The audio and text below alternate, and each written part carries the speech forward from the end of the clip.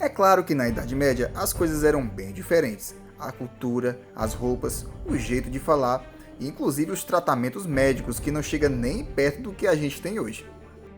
Nesse breve vídeo, mostrarei 10 agonizantes tratamentos da Idade Média. Você vai ficar impressionado.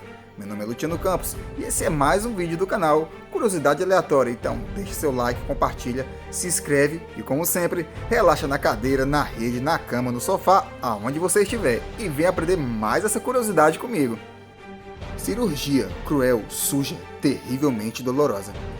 Os cirurgiões da época tinham pouquíssimo conhecimento sobre a anatomia humana, sobre antissépticos que fizessem com que as feridas não infeccionassem e sobre anestésicos. Não era muito agradável ser um paciente nessas horas, mas não havia muita escolha, né? Para se livrar da dor, você era submetido a mais dor. Na maioria dos casos, monges se tornavam cirurgiões, já que eles tinham acesso à literatura sobre medicina. No entanto, em 1215, o Papa pediu para que eles não fizessem mais o trabalho. A tarefa sobrou para fazendeiros que tinham experiência tratando animais. Dowling, um anestésico cruel que podia ser fatal. A cirurgia na Idade Média era usada somente em casos de vida ou morte. Uma razão é que não havia anestésico confiável que pudesse aliviar a dor enorme de um procedimento cirúrgico. Algumas poções usadas para amortecer o paciente ou induzir o sono podiam ser letais. Um dos exemplos é o Dowling, uma mistura de suco de alho, suco de cicuta, ópio, vinagre e vinho que era dado ao paciente antes da cirurgia. O suco de cicuta sozinho podia ser fatal, ele é tão forte como anestésico que o paciente para até de respirar. Feitiços, rituais pagãos ou penitências religiosas como forma de cura. Tratamentos medievais, normalmente, eram uma mistura de fatos científicos, crenças pagãs e imposições religiosas. Um exemplo é que, quando alguém contraía a peste bubônica, era determinado que ele passasse por um período de penitência, se confessando com o padre. Como a doença era vista como um castigo de Deus, se o paciente admitisse seus pecados, talvez sua vida fosse poupada.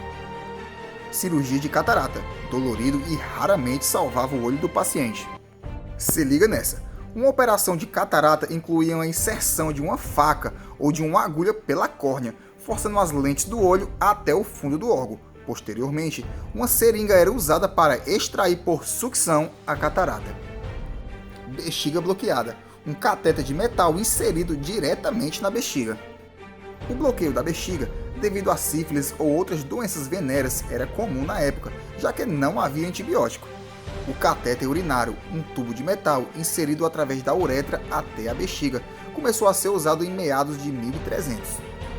Quando o tubo não conseguia passar pela uretra, outros aparelhos eram usados, provavelmente apresentando um risco tão grande quanto o da própria doença. Cirurgiões em um campo de batalha. Puxar flechas não é um trabalho fácil. Como remover flechas dos corpos de soldados? Bom, normalmente a ponta da flecha ficava dentro do corpo do soldado, enquanto só era possível tirar o cabo. Esse problema foi resolvido com a colher de flecha, que era inserida na ferida causada pelo disparo e pescava a ponta da flecha. Sangria, a cura para qualquer doença. Os médicos da Idade Média achavam que praticamente todas as doenças eram causadas por excesso de líquido no corpo.